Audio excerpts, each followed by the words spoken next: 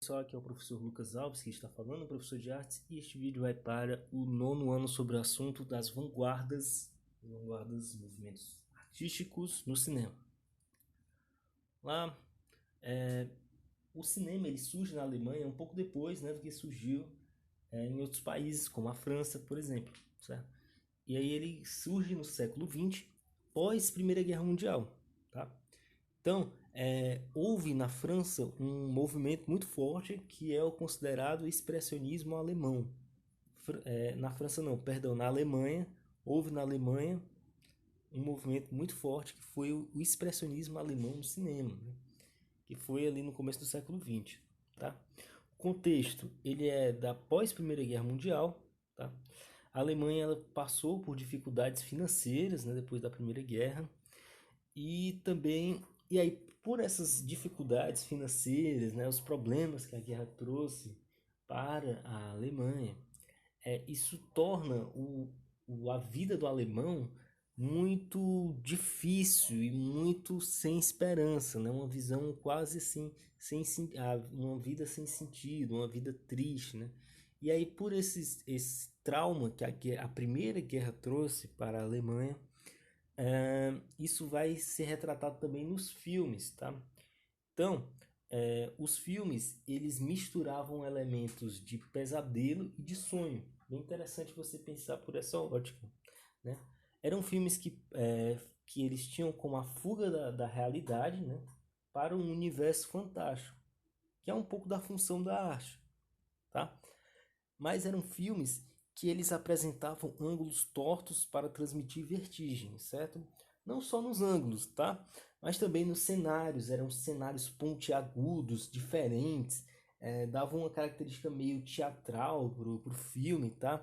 As expressões e as atuações são bem exageradas nesses filmes. Então você vê que são filmes bem estranhos, embora muito instigantes, né? Muito interessantes de você se relacionar, de você ter essa experiência de vê-los, né?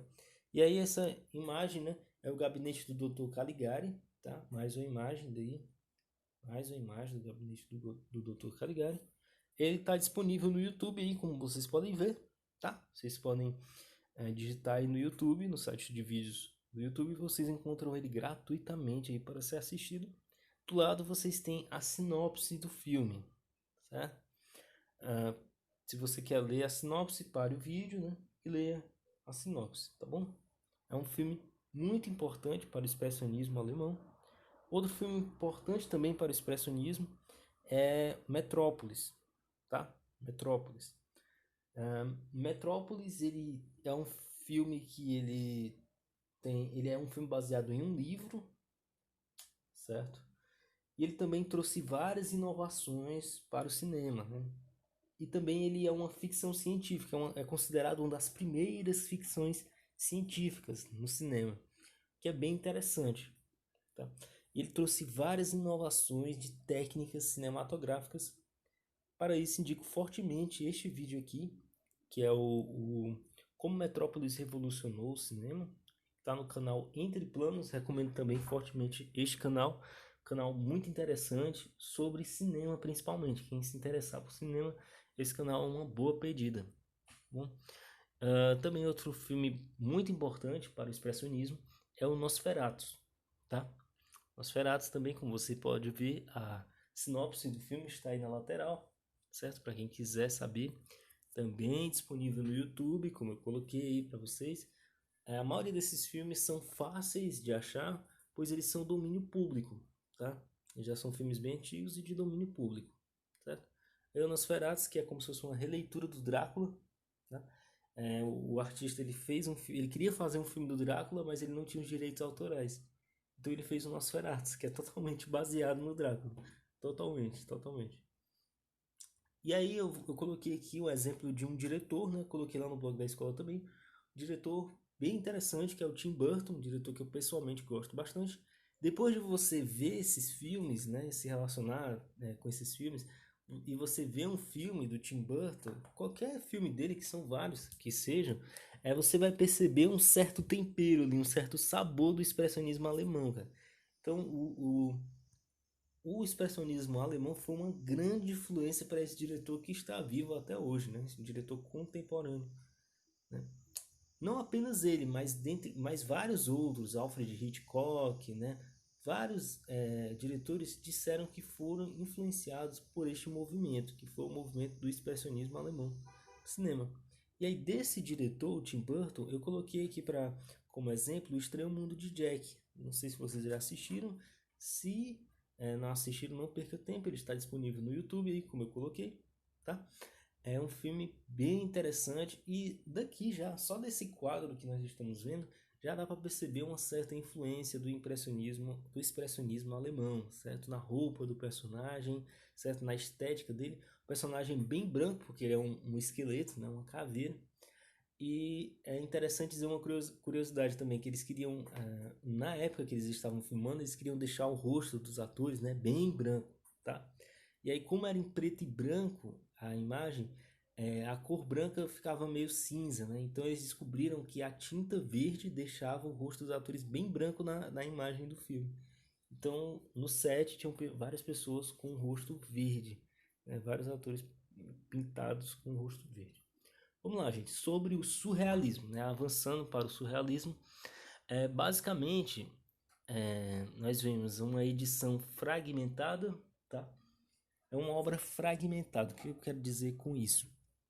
É uma obra que, em vez de você ter uma história que tem começo, meio e fim, imagina essa estrutura de começo, meio e fim e ela cai no chão e se quebra em vários pedacinhos, tá? E aí depois você tem que colar, mas não sabe como é a ordem do começo, a ordem do meio e do fim. A ideia surrealista é mais ou menos essa no cinema, tá? De, de vários fragmentos de cenas, de situações que elas podem até contar uma história, elas contam alguma história, mas não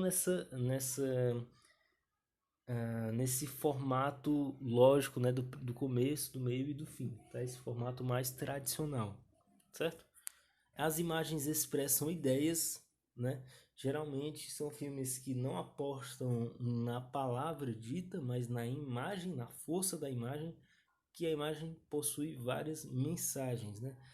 E aí também nessas imagens você vê códigos, você percebe elementos ali que fogem totalmente do cotidiano, fogem totalmente do normal como nós conhecemos, né? Como essa imagem que vocês estão vendo aí de um filme muito interessante que foi uma parceria do Salvador Dalí com o Walt Disney, tá?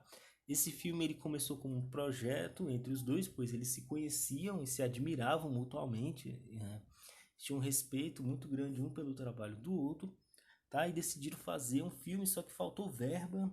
Também houve um certo desentendimento, né? Mas isso não virou uma briga, não virou uma chateação entre o Walt Disney e Salvador Dalí.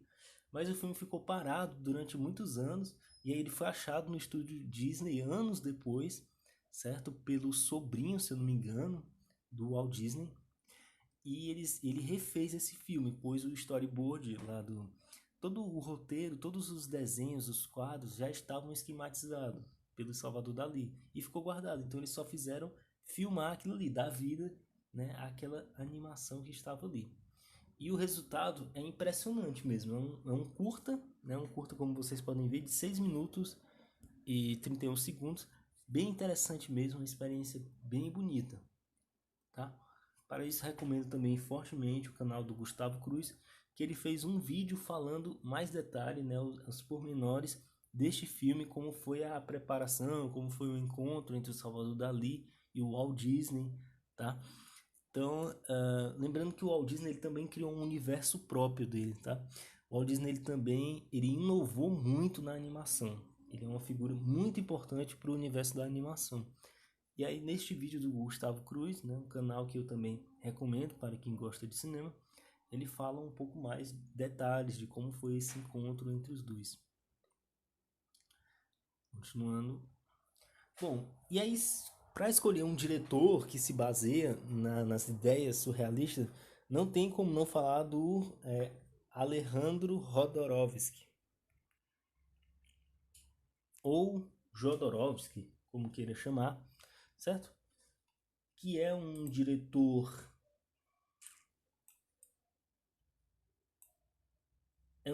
que ele nasceu no Chile, certo? Mas que viveu também boa parte da sua vida na Europa, tá? Viajou muito também. E os seus filmes, cara, são filmes muito surrealistas, tá? A sua filmografia ela é bem surrealista. E aí eu quero destacar um filme que eu recomendaria dele, é esse Poesia Sem Fim, que é um filme autobiográfico. É bem interessante o Poesia Sem Fim porque ele é um filme que ele está contando a própria história dele de uma forma surrealista, ou seja, ele dá um tratamento poético, um tratamento surreal na vida dele. Ele conta a vida dele de uma forma diferente do que a gente está acostumado de entender, ver um filme de biografia, certo? E o resultado é bem interessante mesmo. Tem cenas bem bonitas, bem instigantes. E eu recomendo esse filme Poesia Sem Fim, esse filme que já é mais difícil de achar, tá bom, pessoal? Vou ser bem sincero com vocês, já é um filme um pouco mais complicadinho de achar. Bom, muito obrigado de ter assistido o vídeo até aqui. Espero ter retirado algumas dúvidas sobre a aula, né, que está lá no blog. Não deixe de acessar o blog e ler os conteúdos que estão lá, acessar os links que estão lá. E muito obrigado e até a próxima. Tchau, tchau.